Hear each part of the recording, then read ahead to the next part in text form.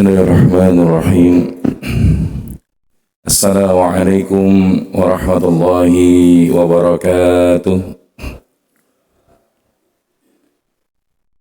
Alhamdulillahilladzi ja'ala al-laila wan-nahara khilfatan liman arada an yadhakkara aw arada syukura. Ashhadu an la ilaha illallah wahdahu la syarika lah. Wa ashhadu anna nabiyyana Muhammadan abduhu wa rasuluh la nabiyya wa la rasula ba'da. Allahumma fasalli wa sallim ala hadha an-nabiyyil karim nabiyyina Muhammad sallallahu alaihi wasallam wa ala alihi wa ashabihi wa man tabi'ahum bi ihsanin ila yaumiddin. Amma ba'd. Subhanaka la ilma lana illa ma 'allamtana innaka antal alimul hakim. Allahumma arzuqna fahman nabiyyin wa hifdzal mursalin wa ilhamal malaikatil muqarrabin. Ya Fattah ya Alim, iftah qulubana futuhal arifin bihikmatika ya rabbal alamin. Yang sama kami hormati Ketua DKM Masjid Jami At-Taqwa beserta segenap jajaran pengurus, para asatiz, para guru yang alhamdulillah pada pagi hari ini juga membersamai Bapak Ibu jamaah yang insya Allah diberkahi dan dirahmati Allah Subhanahu wa Ta'ala. Alhamdulillah kita panjatkan puji serta syukur kita kehadirat Allah Subhanahu wa Ta'ala atas segala limpahan nikmat dan karunia-Nya kepada kita, sehingga di pagi hari ini Allah izinkan kembali kita dapat bermuajahah melanjutkan pembahasan kitab Minhajul Abidin yang ditulis oleh Syekh Al-Imam Al-Ghazali rahimahullah, dan mudah-mudahan pemahaman kita mengenai apa yang telah dituliskan oleh beliau menjadi salah satu bekalan kita di dalam rangka menuju Allah Subhanahu wa Ta'ala dalam setiap ibadah yang kita lakukan. Karena ternyata bukan tidak mungkin tujuan utama kita diciptakan Allah Subhanahu wa Ta'ala hadir di atas muka bumi ini adalah di dalam rangka beribadah kepadanya. Sebagaimana Quran surah Adz-Dzariyat ayat ke-56, A'udzu billahi minasyaitonir rajim wa ma khalaqtul jinna wal insa illa liya'budun. Dan tidaklah kami ciptakan jin dan manusia kecuali untuk beribadah kepada Allah Subhanahu wa Ta'ala. Yang menarik, kalau kita memahami ini, maka selain daripada ibadah, sesungguhnya adalah efek samping dari keberadaan kita di atas muka bumi. Apakah itu bekerja, apakah itu berkeluarga, atau segala kebaikan-kebaikan lainnya yang kita lakukan di dalam hidup ini. Namun ketika ibadah yang kita lakukan menjadi poros dari setiap apa yang kita lakukan, inilah yang akan menjadi di antara jalan keberuntungan saat kita kembali pulang menuju Allah Subhanahu wa Ta'ala. Salawat dan salam semoga tercurah selalu kepada sebaik-baik teladan Nabi kita Muhammad sallallahu alaihi wasallam beserta dengan segenap para sahabat, keluarga, dan mudah-mudahan sampai kepada kita umatnya yang istiqamah dalam mengamalkan sunnah beliau hingga akhir hayat kita nanti. Wa ba'd, Bapak Ibu yang dirahmati Allah, bagaimana kabarnya pagi hari ini? Alhamdulillah, kelihatan wajah-wajahnya ini adalah wajah-wajah min ahlil jannah. Ya, karena kelihatan kalau orang-orang para perindu surga, pemburu surga, dimanapun ada kesempatan ataupun wasilah yang menghantarkan menuju surganya Allah, dia kejar. Sebagaimana ungkapan Nabi, idza marartum bi riyadil jannah farta'u. Jikalau kalian melihat taman surganya Allah di atas muka bumi, maka hendaklah kalian singgah, mampir. Maka tentu ini mengundang keingintahuan dari para sahabat. Wa ma riyadil jannah ya Rasulullah. Apa yang dimaksud dengan taman surganya Allah itu ya Rasul? Kalau bahasa kita, menurut para sahabat itu bab surga di akhirat sering Nabi ceritain. Tapi bicara tentang surganya Allah di atas muka bumi, ini sesuatu yang perlu dicari tahu. Maka Nabi SAW menjawab, qala hilaki dzikr, yaitu halaqah dzikir. Dalam hal ini adalah diantaranya majelis ilmu. Karena di dalam majelis ilmu ini, bahkan menurut seorang ulama, Syekh Ibnul Qayyim Al-Jauziyah, adalah salah satu terminal di dalam ataupun stasiun untuk melakukan pengecekan, untuk memastikan apakah hati kita masih hadir atau tidak. Karena sebagai ungkapan Syekh Ibnul Qayyim Al-Jauziyah, carilah hatimu di 3 tempat. Yang pertama adalah saat engkau beribadah, dalam hal ini sholat. Kalau engkau tidak dapati hatimu di dalam sholat, maka yang kedua adalah lihat pada saat berada dalam kesendirian, tafakkur. Namun di saat itu juga masih belum, lihat di dalam keadaan keramaian, yaitu di dalam majelis ilmu. Tapi kalau kemudian dari 3 tempat ini tidak engkau rasakan hatimu ada di situ, maka mintalah kepada Allah hati yang baru. Karena boleh jadi pada saat itu sudah tidak ada lagi hati pada dirimu. Maka inilah asupan nutrisi bagi seorang hamba Allah yang beriman. Karena mereka memahami hakikatnya amaliyah itu bukan sekedar amal zahir, tapi juga ada amal batin. Dan tidak sedikit para ulama menegaskan amal batin bisa memiliki kedudukan lebih utama daripada amal zahir. Pernah di zaman Nabi SAW disebutkan, ya Rasulullah, saya punya tetangga ini rajin ibadahnya, namun dalam kesehariannya suka ngomongin orang, suka berbuat tidak baik kepada tetangganya, dan segala bentuk hal-hal yang pada dasarnya sesuatu yang tidak nyaman dan mengenakan antar sesama. Maka apa kata Nabi SAW? Finnar. Ketika ditanya di manakah keadaan orang itu, di neraka. Maka ini menjadi teguran. Sebaliknya ada orang yang mungkin ibadahnya biasa saja, ya standar, kalaupun ada tambahan amal-amal sunnah tidak terlihat berlebihan, tapi ternyata dia mampu menjaga hati, antar sesama tidak menyimpan dendam, antar sesama tidak mudah menyakiti. Maka bagaimana dengan orang yang seperti ini, ya Rasulullah? Fil jannah, di dalam surganya Allah Subhanahu wa ta'ala.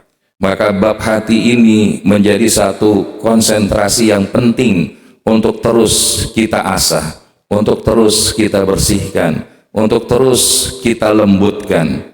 Karena hati adalah tempat jatuhnya pandangan Allah. Innallaha la yanzuru ila suwarikum wala ila ajsamikum wala ila amwalikum walakin yanzuru ila qulubikum wa a'malikum.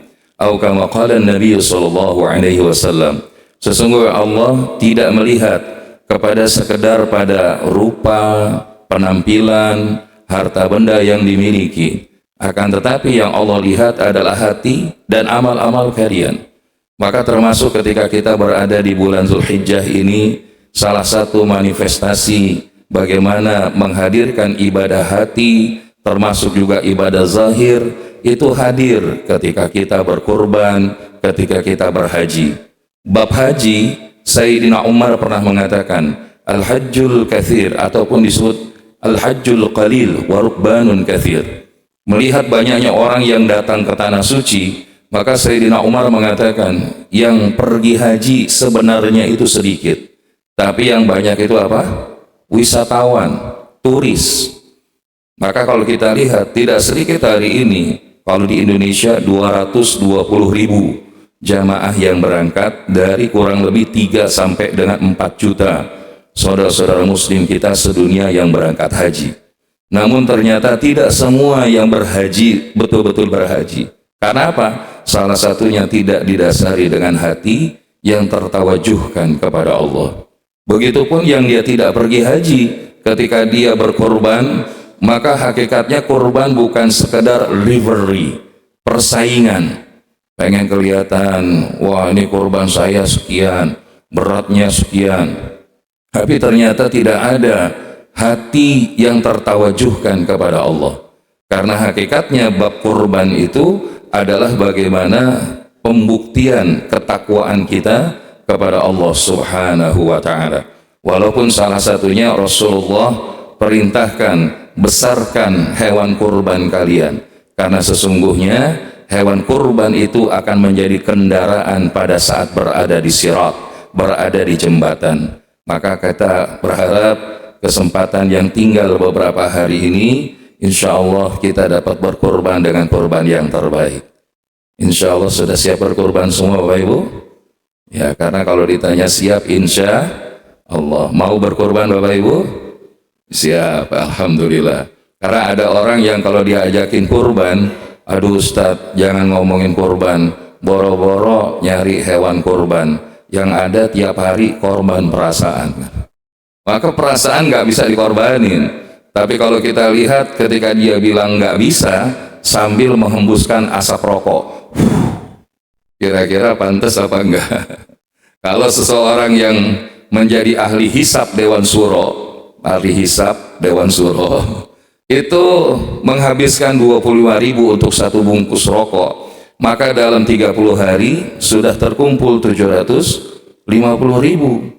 Kalau dalam 10 bulan jarak antara Dzulhijjah bertemu dengan Dzulhijjah yang akan datang, maka katakanlah ada terkumpul 7,5 juta.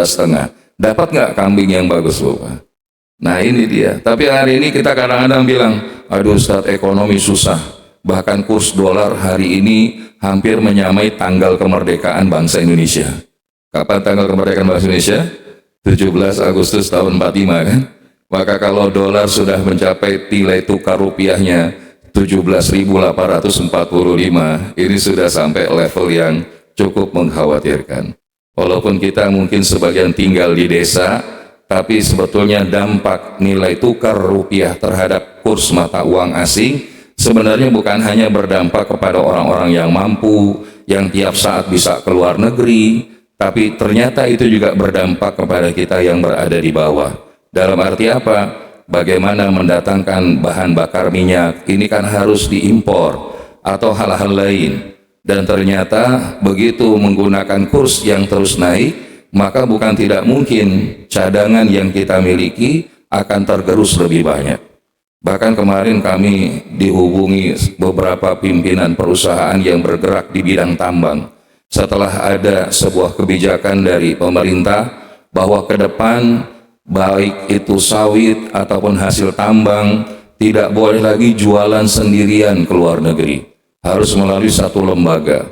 Dan ternyata ini disikapi oleh para pengusaha adalah suatu iklim yang tidak menguntungkan atau kondusif di dalam bisnis ke depannya. Namun sekali lagi ini adalah merupakan bagian daripada kondisi dinamika kehidupan. Mungkin Ustadz kalau kita yang bab itu bukan di situ, mungkin level kita harga plastik naik ribut, harga cabai naik mungkin ribut. Tapi kalau kita lihat harga naik turun itu biasa apa enggak Bapak Ibu? Biasa, dulu juga gitu. Tapi Allah tetap berikan kita kehidupan, betul atau tidak? Maka disinilah esensi menjaga hati. Karena pun bahkan di dalam wilayah yang lebih khusus, ibadah kita kepada Allah itu tergantung hatinya salah satunya. Ada yang kemudian dia berjuang di jalan Allah, gugur, kemudian dia berderma dan kemudian meninggal dunia, mengajarkan ilmu agama, kemudian pun begitu. Tapi ternyata ketika akan melangkah menuju surga, Allah tanya, wahai hambaku, apa yang kau lakukan dengan apa yang telah nikmat aku berikan? Maka disebutkan amal-amal kebaikan tadi. Tapi apa kata Allah? Kadzabta, kamu bohong, karena dari apa yang telah kalian lakukan tidak ada diriku sedikit pun di dalam hati kalian. Sehingga akhirnya apa? Allah memerintahkan malaikat, wahai malaikat, lemparkan orang ini ke dalam neraka. Maka hati-hati, ketergelinciran hati ini bisa memberikan kecelakaan bahkan penderitaan berkepanjangan. Maka oleh karenanya di dalam kajian Minhajul Abidin, Imam Al-Ghazali memulai bahwasanya dalam perjalanan kita sebagai seorang hamba menuju Allah Subhanahu wa ta'ala, di dalam rangkaian ibadah yang kita lakukan, maka beliau mengawali dengan aqabah yang pertama, yaitu ilmu. Al-ilmu imamul amal wal amal tabi'ah. Ilmu pemimpin amal, dan amal akan mengikuti sesuai daripada ilmunya. Makanya kenapa kita perlu ngaji, Bu Pak, setiap saat, bahkan sampai kita mati. Ketika pernah suatu waktu kami bermajelis di Masjid Al-Nabawi, Masjid Nabawi di Madinah Al-Munawwarah, maka salah satu pengajar yang ada di pintu 19, beliau adalah seorang pelajar Indonesia yang selesai mengikuti pendidikan sampai S3. Namanya Syekh Ariful Badri. Ya, jadi beliau aslinya dari daerah Melayu, kalau tidak salah masih daerah Riau begitu, dan sekarang memberikan kajian di Masjid Nabawi. Jadi kalau jamaah sampai di Madinah, di pintu 19 itu antara maghrib sampai isya, maka pembahasan disampaikan oleh beliau. Kalau kita mau ikut juga ada kajian live di media sosial beliau, di Instagram beliau, bisa kita ikuti. Tapi satu waktu ketika kita menemani jamaah, ada satu bab yang kemudian beliau katakan, artinya apa? Wahai jamaah, bahwa sesungguhnya menuntut ilmu adalah kewajiban. Menuntut ilmu itu adalah kewajiban. Dan itu bukan sebagai semata-mata pilihan. Karena ketika seseorang itu mengkaji ilmu, memahami ilmu, itu diantara tanda kebaikan Allah pada dirinya. Dan kemudian dikutip hadis Nabi, man yuridillahu bihi khairan yufaqihu fid din. Barang siapa yang dikehendaki Allah kebaikan, maka Allah akan fahamkan agama. Dan gimana kita bisa faham agama kalau kita kemudian tidak mau hadir di majelis yang membahas tentang agama? Bahkan di dalam hadis tadi, ini juga bukan hanya bermakna kebaikan Allah memilih kita untuk hadir di majelis ilmu, tapi juga akan menjadi jalan kelak kita menjadi orang yang menutup kehidupan husnul khatimah. Jadi orang yang dia kemudian mendapatkan pemahaman ilmu agama, inilah yang kemudian menjadikan jalannya menuju Allah itu terang. Tapi kalau dia nggak pernah datang ke majlis taklim, hidup sebagaimana mau-maunya dia, inilah yang menghalanginya daripada kebaikan perjalanan hidupnya di atas muka bumi ini. Yang kedua, setelah kemudian memahami ilmu, maka aqabah, rintangan, tahapan, tanjakan berikutnya di dalam kitab Minhajul Abidin adalah at-taubah, taubat. Karena orang kadang punya ilmu, mohon maaf, lebih sedikit sombong, ngerasa diri yang paling ngerti, ngerasa diri yang paling hebat. Bukankah sebelum kita hari ini sudah belajar bagaimana kesombongan seorang Qarun? Qarun tadinya nggak punya banda, Bu Pak, kalau bahasa Betawi, nggak punya harta, kismin. Datang kepada Nabi Musa, minta didoakan Nabi Musa biar bisa jadi orang kaya. Tapi begitu sudah jadi orang kaya, ketika ada seruan untuk membelanjakan harta di jalan Allah, Qarun bilang apa? Innama utituhu ala ilmin indi. Sesungguhnya segala yang ada di sekelilingku ini karena kehebatan ilmuku. Ini kesombongan dari Qarun. Sampai apa? Allah hinakan Qarun, ditenggelamkan di dalam perut bumi beserta dengan hartanya. Belum lagi ada namanya Fir'aun. Ada orang merasa dengan ilmunya mencapai jabatan yang tinggi, bahkan begitu berada di puncak kekuasaan sampai mengatakan ana rabbukumul a'la, aku Tuhan kalian paling tinggi. Bahkan memerintahkan Haman ini bahasanya insinyur ya, ataupun menteri Menristek begitu.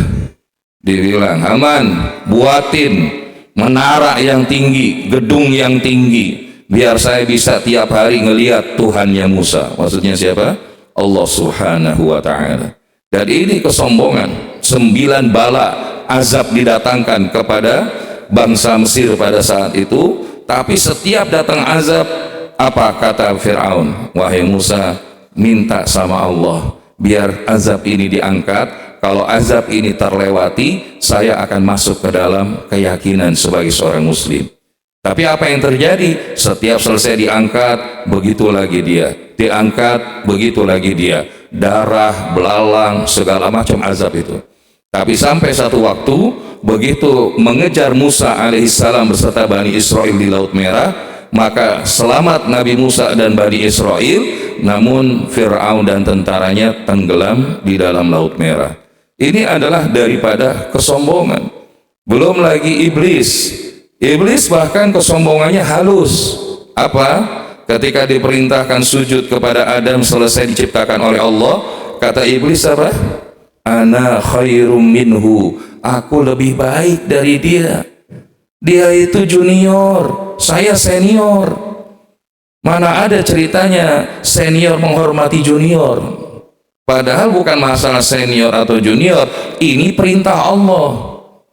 Namun inilah yang kemudian menggelincirkan dan menjungkir balikan iblis yang tadinya ada di surganya Allah menjadi penghuni neraka yang abadi.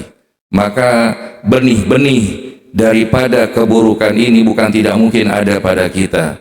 Kadang kita punya ilmu, ngerasa harta benda semua ini karena kehebatan kita, boleh kerja selama ini sampai pensiun pun masih kerja misalkan. Tapi ternyata dia lupa bahwa kerja itu wasilah, rezeki itu anugerah.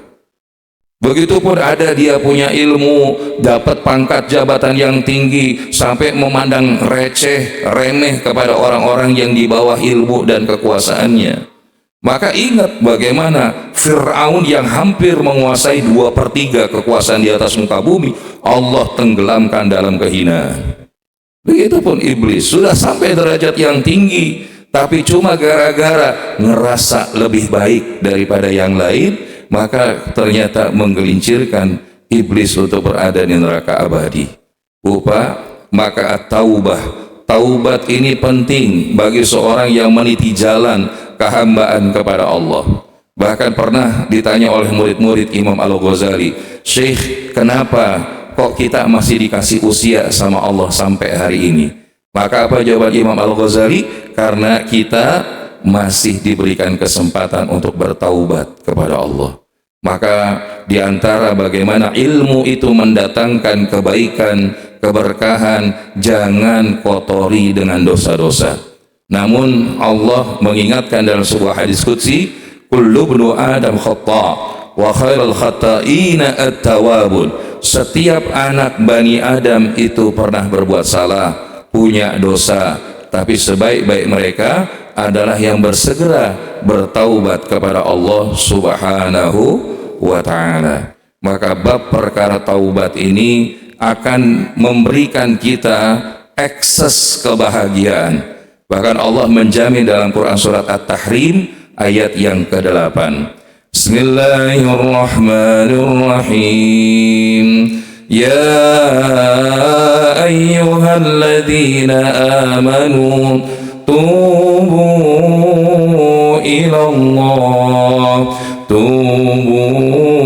ilallahi taubatan nasuha. Asa rabbukum an yukaffir ankum sayyiatikum wa yudkhilakum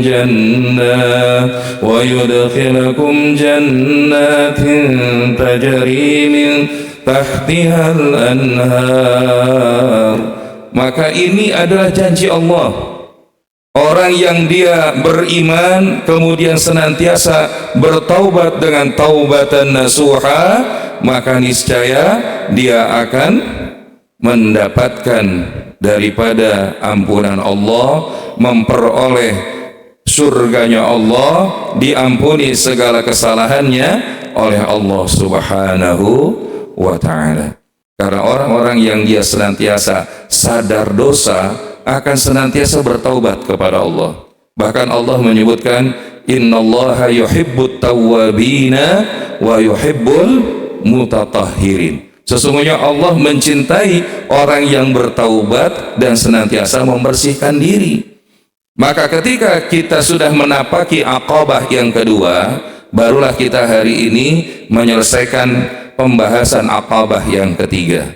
yaitu aqabah al-awaiq, bahwa ternyata di dalam perjalanan kita sebagai seorang hamba dalam ibadah kita menuju Allah, Imam Al-Ghazali mengingatkan kalau sudah punya ilmu, kita bersihin apa yang bisa menodai ilmu itu dengan taubat kepada Allah. Dan sudah bertaubat, tapi yang namanya manusia belum tentu aman, belum tentu selamat di dalam perjalanan. Maka selain sudah bersih, kita perlu tahu apa yang bisa menjadi penghambat, apa yang bisa menjadi penghalang daripada perjalanan kita sebagai seorang hamba kepada Allah Subhanahu wa ta'ala. Maka di dalam kondisi inilah yang kemudian kita maknai bahwasanya di dalam perjalanan seorang hamba akan ada perintang yang perlu kita waspadai, karena yang menjadi penghalang dalam perjalanan kita sebagai seorang hamba dalam beribadah kepada Allah ada 4. Dan yang menarik dalam pembahasan kitab Minhajul Abidin, poin aqabah ketiga ini Bu Pak hampir 150 halaman. Maka saya kebayang rasanya di antara yang menjadi salah satu concern Imam Al-Ghazali dalam kitab ini mengingatkan waspada.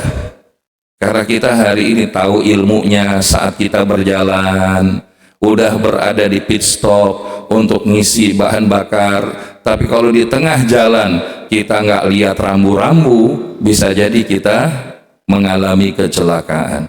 Maka begitu juga dalam perjalanan kita sebagai hamba kepada Allah.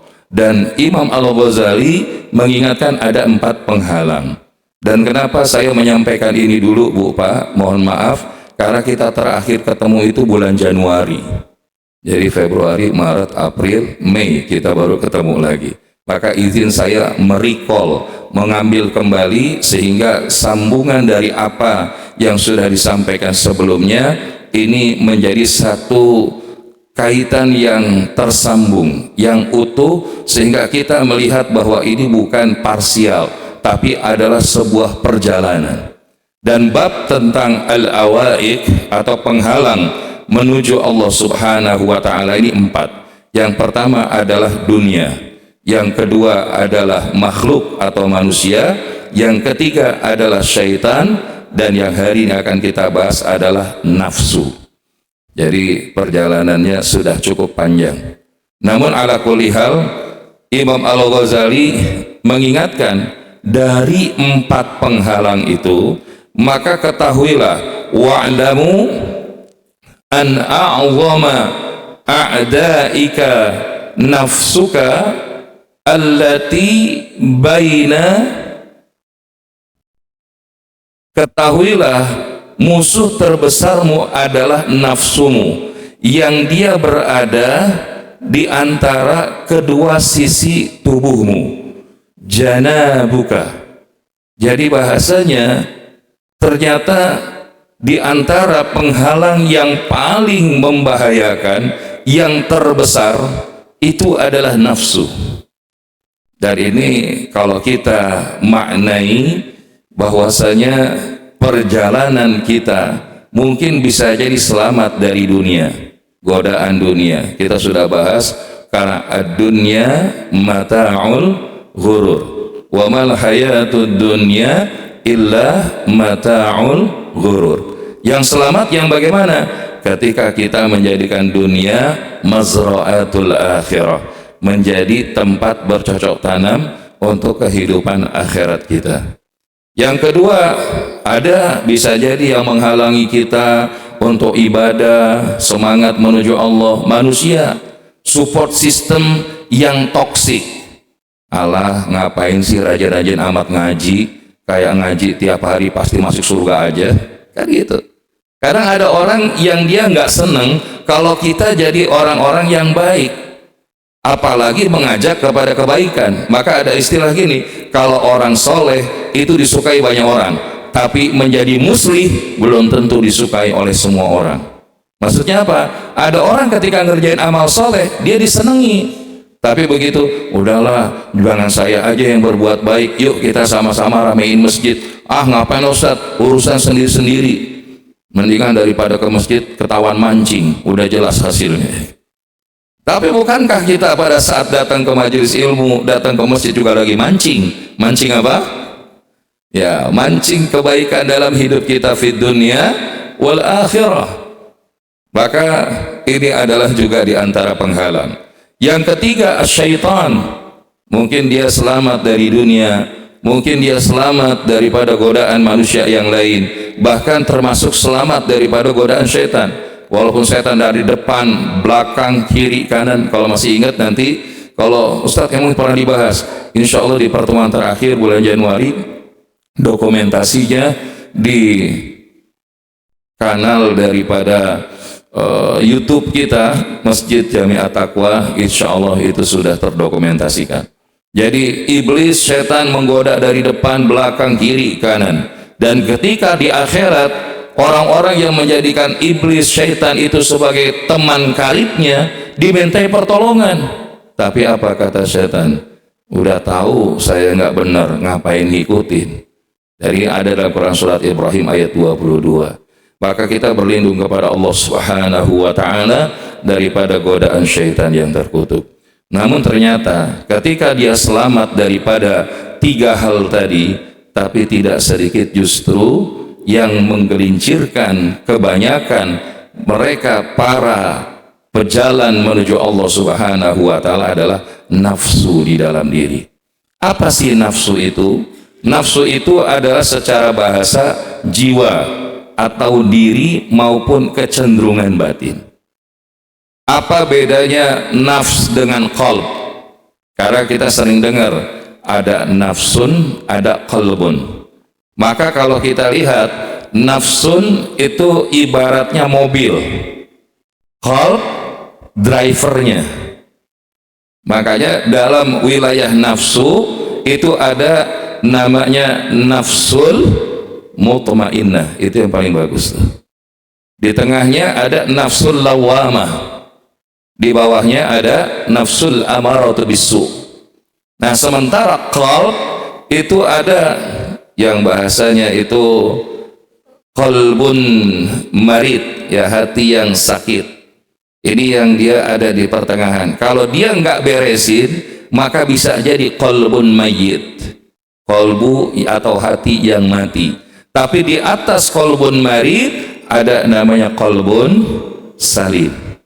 Makanya di antara pemahaman Imam Al-Ghazali, nafsu itu adalah dorongan internal yang mengajak manusia itu cenderung kepada syahwat, cinta dunia, malas, sombong, bahkan melawan Allah.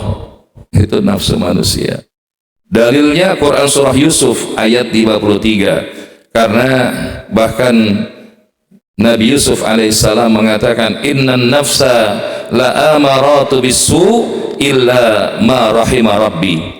Sesungguhnya nafsu itu benar-benar mengajak kepada keburukan kecuali yang dirahmati oleh Rabbku.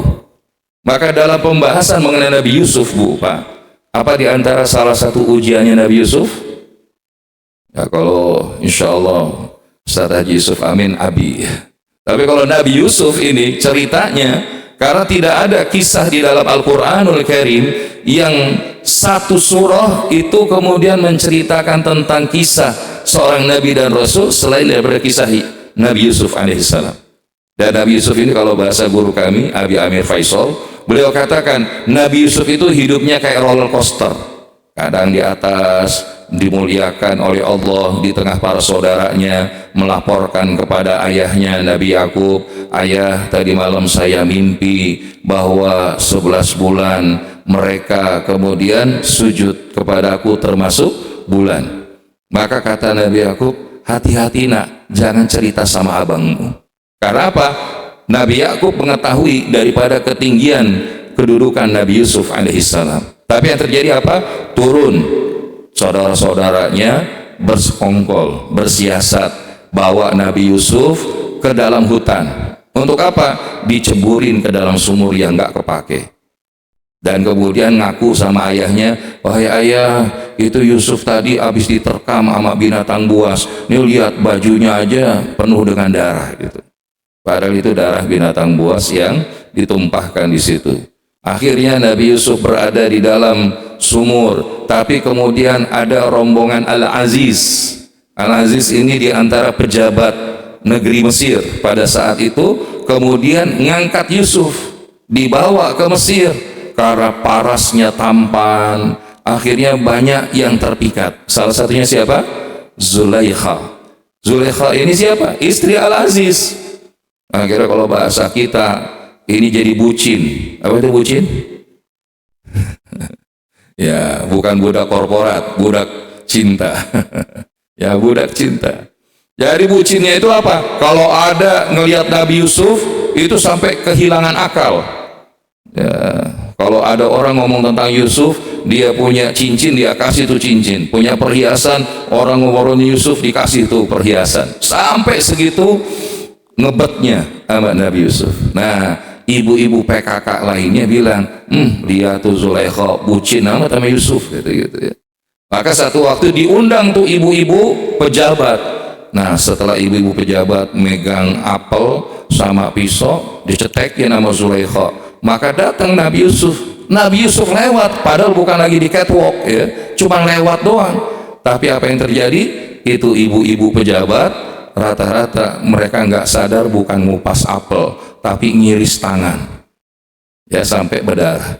Terus kata Zulaikha, ngomong saya bucin. Coba lihat, itu yang dibuka apel apa tangan? Sampai kayak gitu. Dan itu bahkan sampai pada satu titik saat Al-Aziz nggak ada, maka Zulaikha mengundang Yusuf masuk ke dalam kamar. Wah, ini dia nih. Episodenya sampai di sini paham apa enggak? Enggak usah dilanjutin ya. Tapi ini perlu dilanjutin. Kenapa? Karena cerita nafsu manusia nih di kamar sama orang asing, apalagi itu orang cantik, ya laki-laki nih. Saya pengen tanya kalau bapak-bapak posisi kayak Nabi Yusuf, kira-kira apa yang bakal dikerjain? Zikir, alhamdulillah. Kalau dia masuk ke dalam kamar, kemudian di situ ada wanita cantik, namanya juga istri pejabat, perawatan di atas rata-rata, ya enggak? Dan kemudian orang lain nggak tahu. Dan bahasanya Nabi Yusuf juga jauh dari kampung halaman. Kira-kira bagaimana? Bukan nggak mungkin akan terjadi hal-hal yang itu dilarang oleh Allah Subhanahu wa taala. Tapi apa yang terjadi kemudian?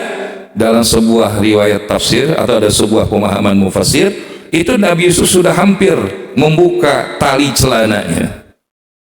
Tapi kemudian apa yang terjadi? Allah hadirkan wajah ayahnya. Kemudian beliau tepak dadanya.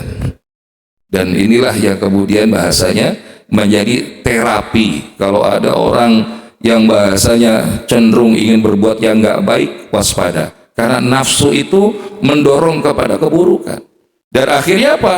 Nabi Yusuf terpalingkan. Yang tadinya syahwatnya udah mulai naik, begitu kemudian tersadarkan, maka itu tadi, sungguh nafsuku mendorong kepada yang tidak baik kalau bukan karena Allah mengarahkannya kepada kebaikan. Dan biiznillah di titik itulah selamat Nabi Yusuf. Tapi begitu Nabi Yusuf mau keluar, masih dikejar sama Zulaikha, maka ditarik itu bajunya sampai robek. Pas dibuka pintu, nggak tahu Al-Aziz ada di depan ya. Nah, terus ngapain Yusuf di kamar saya? Enggak, saya. Terus tiba-tiba si Zulaikha bilang, sayang, dia mau melakukan yang nggak baik sama saya. Wah, yang benar. Terus kata Yusuf, coba lihat saya robeknya di mana bajunya, depan apa belakang? Kalau depan berarti emang Yusuf yang ngebet, pengen punya keburukan niat terhadap Zulaikha. Tapi kalau di belakang itu sebaliknya. Maka ketika dilihat, robek depan apa belakang? Belakang. Tapi namanya pejabat nggak pengen ini jadi aib. Akhirnya apa? Masukin ke penjara. Walaupun pasalnya nggak jelas, buktinya nggak ada, dihukum.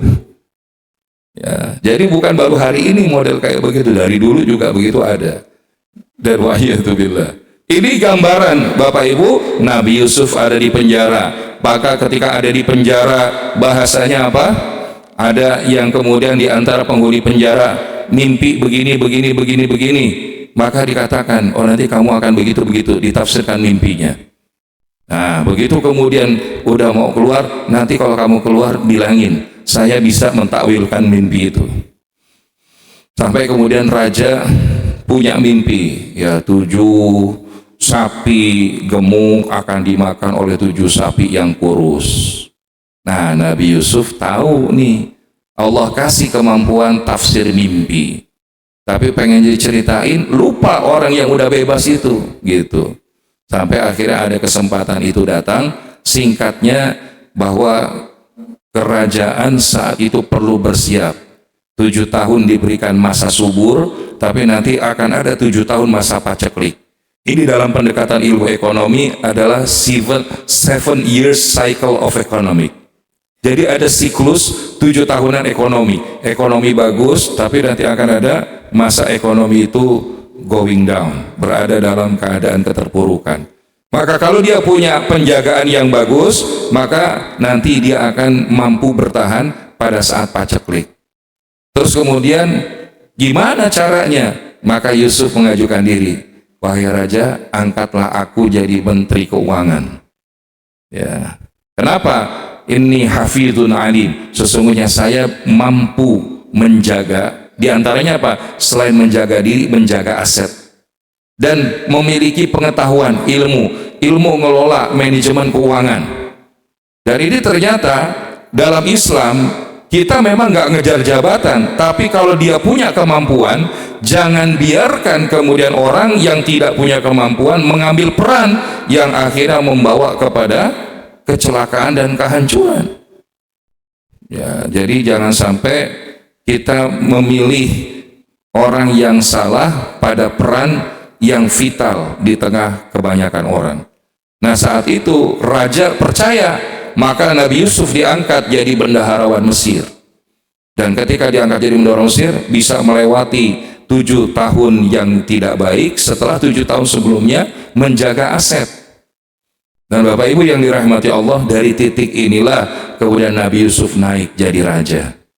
Dan ketika jadi raja, maka keluarganya datang, karena saat itu masa susah. Maka diantaranya Bunyamin, adiknya Nabi Yusuf itu, bahasanya mengenali ini Yusuf. Tapi kata Nabi Yusuf, udah jangan bilang-bilang. Tapi yang 10 abang-abangnya disuruh pulang. Namun dititipin sama Nabi Yusuf itu pakaian beliau. Dan begitu dibawa pulang, saya nggak ketemu itu di mana Bunyamin. Ya, tapi kemudian begitu dikasih bajunya Nabi Yusuf, Nabi Yakub yang tadinya nangis, kehilangan, kesedihan, namun ternyata begitu diusapkan oleh pakaiannya Nabi Yusuf alaihissalam bisa melihat kembali dengan izin Allah. At the end, cerita itu happy ending. Maka semua keluarga Nabi Yusuf pun datang ke kerajaan dan kemudian mereka hidup dalam keadaan yang lebih baik. Bapak Ibu, ini adalah kisah Nabi Yusuf. Jadi kalau kita melihat kisah-kisah dalam Quran itu sangat relate dengan kehidupan kita. Cuma kita kadang-kadang membayangkan kisah Quran itu cuma cerita atau dongeng sebelum tidur. Padahal banyak pelajaran-pelajaran kehidupan yang bisa kita ambil. Termasuk dalam perkara tentang nafsu itu. Karena cara kerja nafsu yang mendorong kepada ketidakbaikan adalah ketika dihinggapi syahwat. Nah, jadi kalau sudah ada syahwat, apapun itu, syahwat itu ya ada 2 kan, apa yang ada di bawah perut dan ada yang di atas perut. Yang di bawah perut itu namanya syahwat, yang di atas perut namanya syubhat. Nah, jadi kalau dia kemudian sudah dikuasai oleh syahwatnya, maka dia akan menjadi orang-orang ghaflah. Ghaflah itu apa? Lalai. Dan ketika lalai, maka efek yang paling jauhnya adalah bu'dun anillah. Dia akan menjadi jauh daripada Allah Subhanahu wa ta'ala. Nah, oleh karenanya Bapak Ibu yang dirahmati Allah, tingkatan nafsu itu setidaknya ada di 3 level. Jadi ada level yang paling bawah yang mendorong kepada hal-hal yang tidak baik, namanya an-nafsul amaratu bisu, yang memerintahkan kepada keburukan. Tadi dalilnya Quran surah Yusuf ayat 53. Jadi pada dasarnya dalam kondisi kita sebagai manusia, nafsu itu nggak kita buang, Bu, Pak. Nafsu itu kita nggak buang. Karena kalau di agama lain ada yang nafsu itu dibuang. Maksudnya apa? Nggak boleh nikah.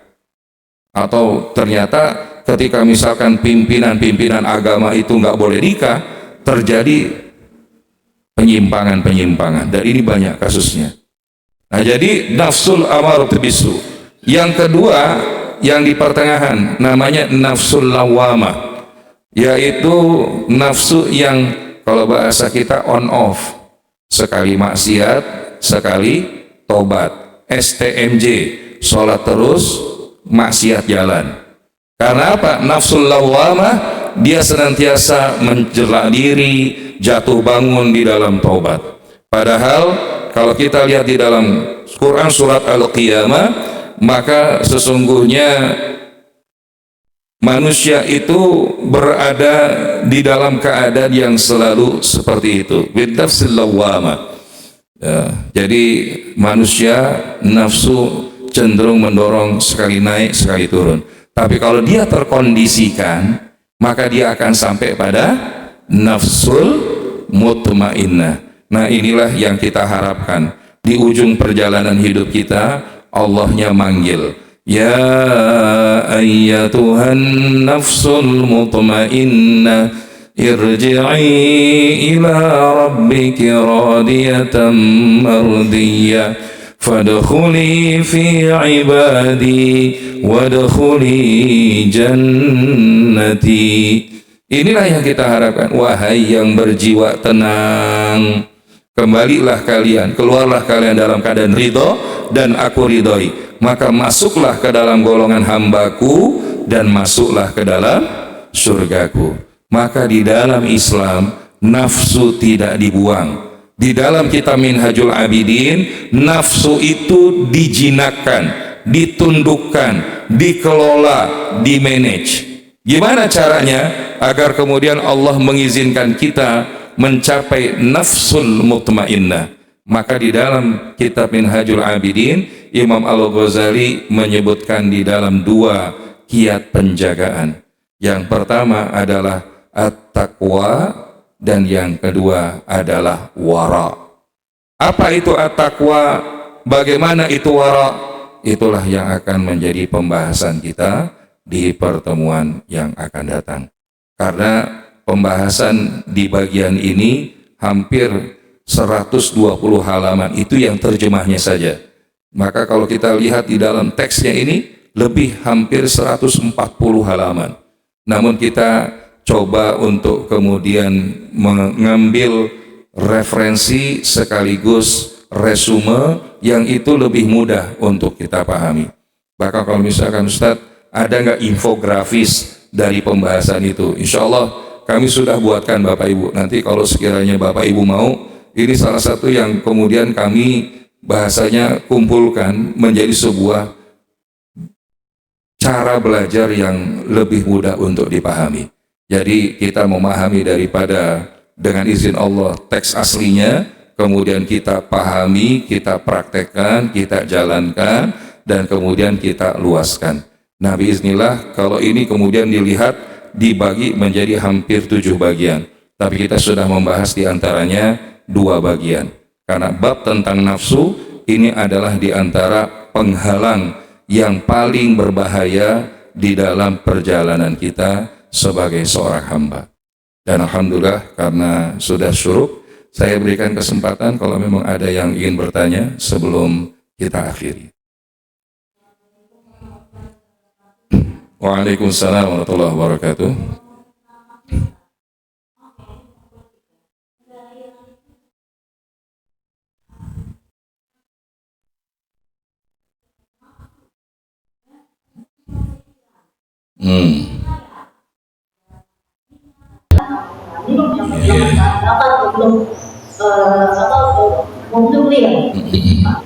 Jadi kalau dia bisa menguasai Islam, ya, sama setannya itu gemuk-gemuk, dia bisa menguasai dunia.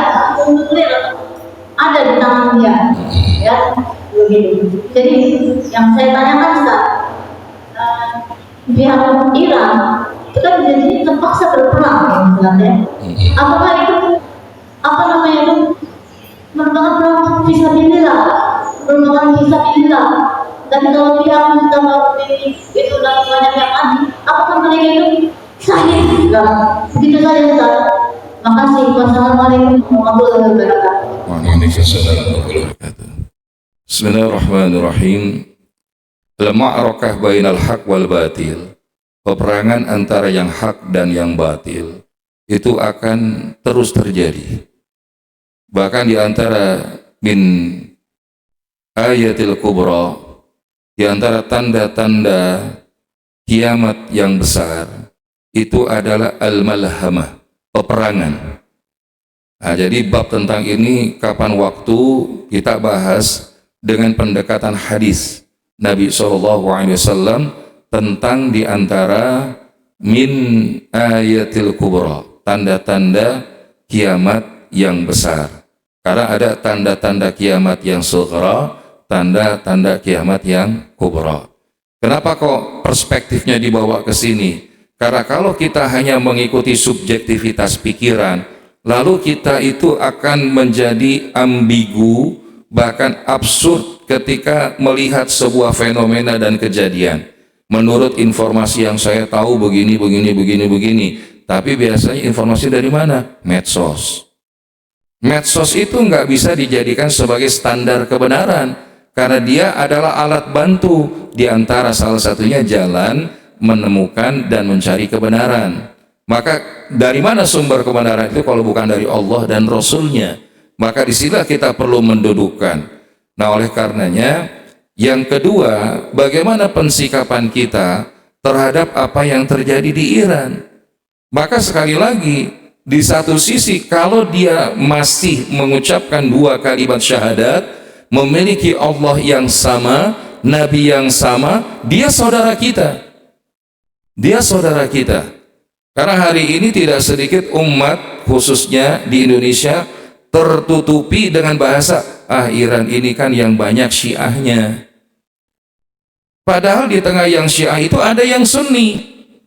Dan bab syiah dan sunni ini bukan baru hari ini, sudah bertahun-tahun yang lalu, bahkan bukan tidak mungkin sampai di masa yang akan datang. Perbedaan itu akan selalu ada.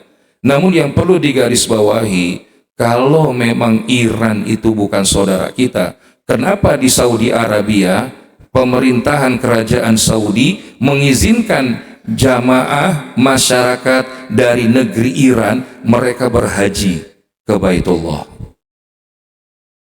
Jadi asymmetric information, informasi yang tidak simetrik, ini yang membentuk pola pikir kita. Makanya tadi di awal saya tidak langsung masuk bab kitab, tapi saya ingin angkat fenomena sosial apa supaya kita bisa mendudukan Islam ini bukan cuma bicara kitab kemudian itu jauh dari kehidupan, tidak. Justru apapun yang ada di kehidupan ini sudah Allah bahas. Cuma cara fikir kita dalam memahami sebuah ilmu kadang-kadang tertutup. Jadi kalau ini ngajinya kesana kemari, keluyuran. Padahal justru dengan meluaskan pemahaman itu, kemudian menarik kepada apa yang ada di dalam kendali kita, itulah yang akan mendorong perubahan. Guru kami pernah mengatakan, banyaknya ilmu tidak akan mengubah hidupmu, tapi aktivasi amaliyah ataupun perbuatan berdasarkan ilmu, itulah yang akan mengubah hidupmu. Bagaimana tahapan ilmu itu sampai menjadi mendorong kita kepada sebuah aksi? Maka kita akhirnya setelah melihat itu, think globally, act locally, apa yang bisa kita lakukan? Apakah kita cuman mengutuk kegelapan atau kita menghidupkan suluh penerangan? Inilah pilihan. Apakah kita ikut mengecam, udahlah biarin orang Iran mati aja menghadapi daripada penjajah? Karena pada dasarnya penjajahan di atas muka bumi ini bukan sesuatu yang kita bisa anggap hal biasa. Bahkan negeri kita itu menentang terjadinya penjajahan. Maka di satu sisi sikap kita adalah mengecam agresi militer yang dilakukan tentara Zionis beserta sekutunya. Dan biiznillah kalau kita lihat at the end mereka kalah, Bu Pak. Mereka kalah. Maksudnya siapa? Zionis dan sekutunya. Hari ini mereka sedang kebingungan menghadapi tuntutan dari Iran yang kemudian ketika menang mengajukan tuntutan. Dan itu adalah sebagai pembuktian bahwa kenapa kok ketika itu terjadi di Libya, ketika itu terjadi di Irak yang dihabisi oleh sekutu dan Zionis, itu kemudian enggak terjadi di Iran. Dari sini kita bisa belajar bahwasanya setiap kita itu diberikan pilihan oleh Allah. Bahkan kalau kita pengen narik sedikit lebih jauh, kenapa kekhilafahan Turki Utsmani itu jatuh? Padahal kan Islamnya sudah bagus. Al-Islamu ya'lu wa la yu'la alaih. Karena tadi salah satunya memahami Islamnya parsial. Oh, yang saya suka udah ngaji ajalah, amar ma'ruf nahi mungkar, nggak usah kita bawa-bawa. Diserang tentara Mongol, pada saat itu banyak yang lari ke gunung-gunung. Zikir ke Allah. Bukan nggak bagus. Pada saat itu kebutuhannya bukan hanya sekedar zikir, angkat senjata untuk lawan penjajah. Dan dampak dari situlah diantaranya kita bisa melihat bagaimana kemudian muncul infiltrator, diantaranya Mustafa Kamal Atatürk yang mengatakan udah nggak ada lagi khilafah Turki Utsmani, yang ada negara-negara yang punya otoritas. Nah, hari ini Islam kita bukan dalam satu kesatuan khilafah. Terlepas tentang bahasan khilafah ini pro dan kontra, tapi ini diantara yang Nabi SAW sampaikan, bahwa perjalanan umat Islam itu ada dari fase khilafah, fase nabawiyah, fase kenabian. Kemudian yang kedua adalah khilafatul rasyidah, yaitu kekhilafahan yang diberikan petunjuk. Sayyidina Abu Bakar, Umar, Utsman, Ali, dan ada yang menambahkan dengan Umar bin Abdul Aziz. Tapi setelah itu nanti ada mulkan aban, mulkan jabbarian, ada raja yang zalim, ada penguasa-penguasa yang diktator. Tapi nanti ada sampai masa khilafah ala minhaj nukhbawiyah, fase khilafah yang dipandu kembali dengan sistem kenabian. Tandanya apa?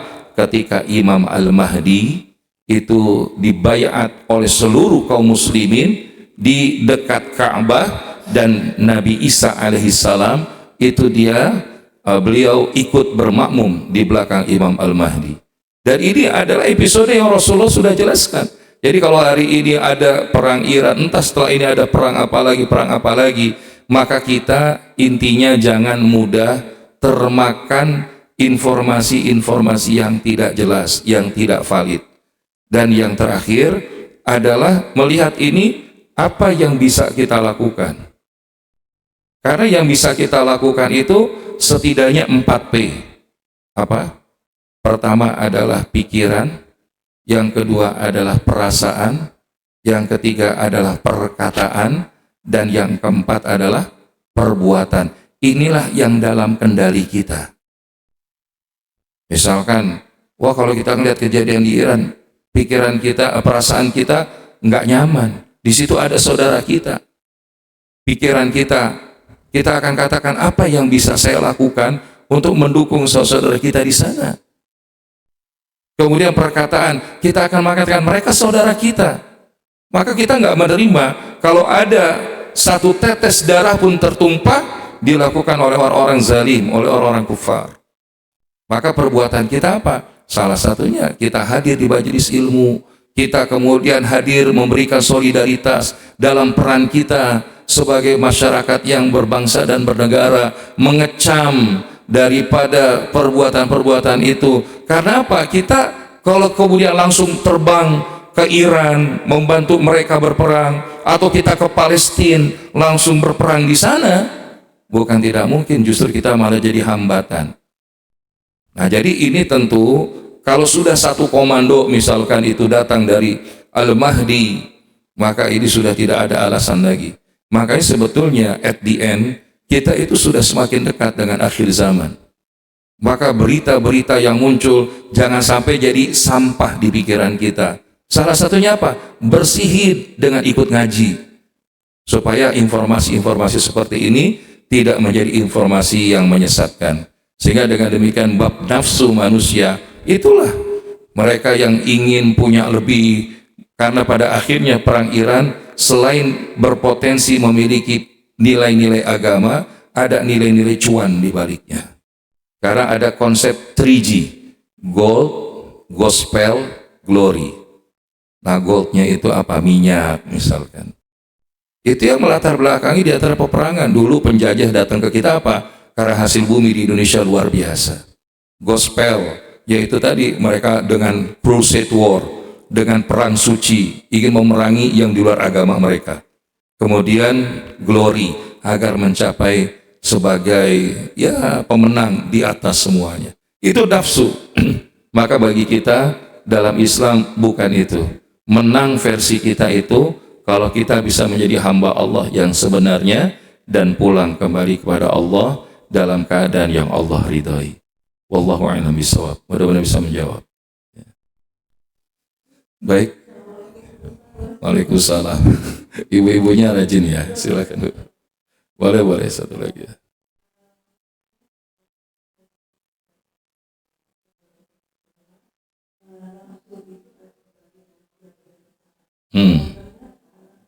Dan kedalaman dan banyak di antara kita mungkin ada di medium keuangan yang Islam. Bagaimana caranya agar kita bisa membersihkan kalbu agar kita bisa meningkatkan nafsu, karena nafsu tidak dimatikan di dalam Islam. Al-Jumu'ah ayat 10 itu mengatakan bahwa berkatakanlah kamu mencari rezeki setelah sholat dan kamu beruntung. Ya itu kan nafsu, Ustaz. Kalau tidak ada nafsu, tidak mungkin orang mencari nafkah di dunia. Nah, tetapi ada orang yang badannya kuat, tetapi marahnya juga kuat. Kita mudah marah. Apa yang salah di sini? Karena itu adalah nafsu yang paling mudah. Dan bagaimana kita meningkatkan agar nafsu kita kalau bisa, nggak mungkin sampai kamilah ya Ustaz. Jadi tingkatan paling manfaat itu nggak mungkin bisa ditingkatkan pada mutmainnah. Nah itu bagaimana caranya membersihkan dan kalbu, karena kalbu manusia itu mudah berubah. Terima kasih. Assalamualaikum warahmatullahi wabarakatuh. Insya Allah 1 menit jawabannya yang akan kita bahas di pertemuan berikutnya. Itu yang tadi saya sampaikan. Kita baru membahas overview tentang nafsu. Bab tentang nafsu ini panjang. Bahkan ada silsilati a'malul qulub ditulis oleh Syekh Shalih Al-Munajjid. Kami pernah membahasnya di sebuah platform online, padahal di situ hanya 11 makam dalam bab hati, tapi ternyata sampai 25 kali pertemuan. Bismillah. Karena mengembang, pembahasan nafsu pun juga tidak kalah demikian. Kalau pembahasan tentang jiwa, ini banyak, ada jiwa yang terkotori, apa yang menjadi pengotor jiwa. Kemudian apa yang bisa membersihkannya, bagaimana memantulkan jiwa. Ini disebut dengan tahapan bagaimana seseorang itu tahalli, tajalli. Nah ini membutuhkan pembahasan lebih lanjut. Jadi babnya, tapi saya akan sedikit spill. Apa senjata kita mengendalikan nafsu? 2 ini. 1 takwa, yang kedua wara. Nah apa itu takwa? Masjid kita namanya Masjid At-Taqwa.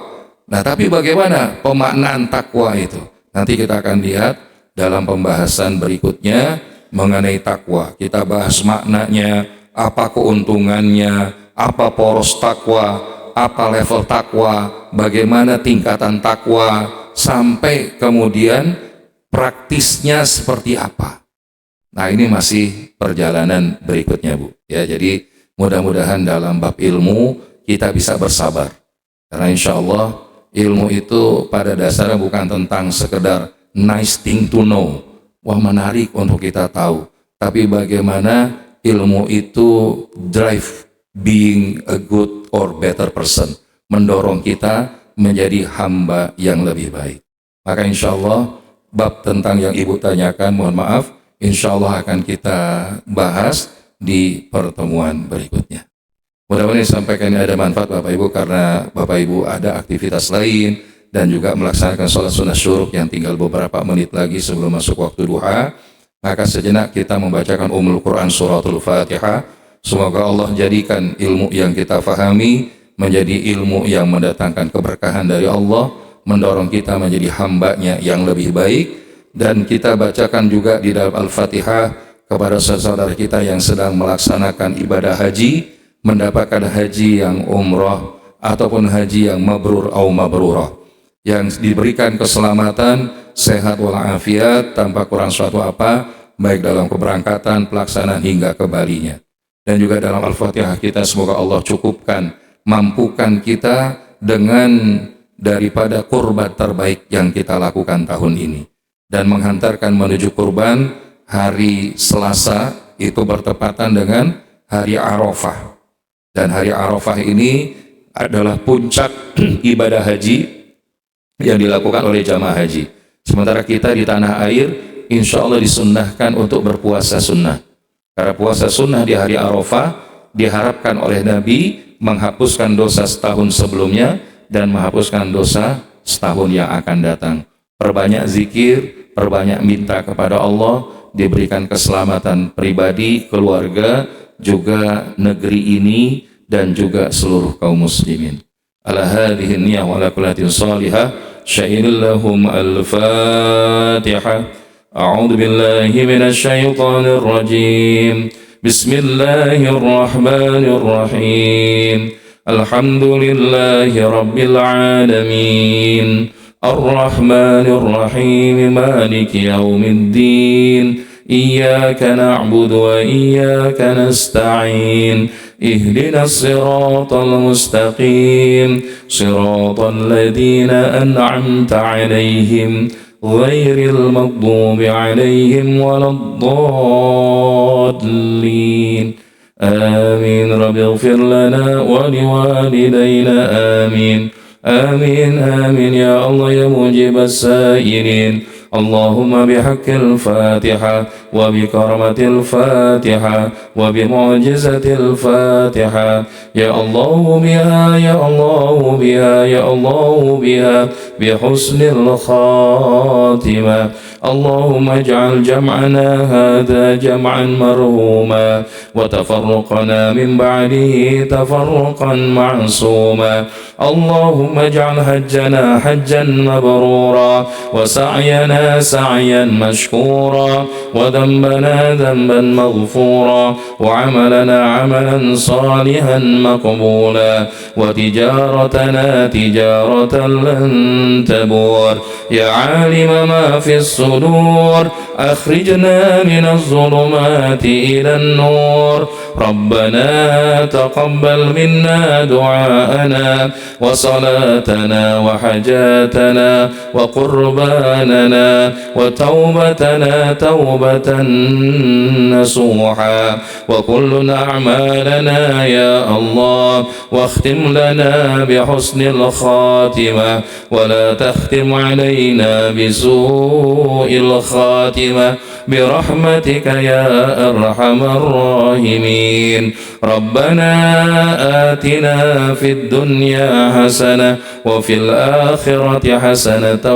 وقنا عذاب النار وصلى الله على سيدنا محمد النبي الأمي وعلى آله وصحبه وبارك وسلم سبحانك اللهم وبحمدك أشهد أن لا إله إلا أنت أستغفرك ونتوب إليك والحمد لله رب العالمين هدانا الله وإياكم أجمعين والعفو منكم وبالله التوفيق والهداية والسلام عليكم ورحمة الله وبركاته.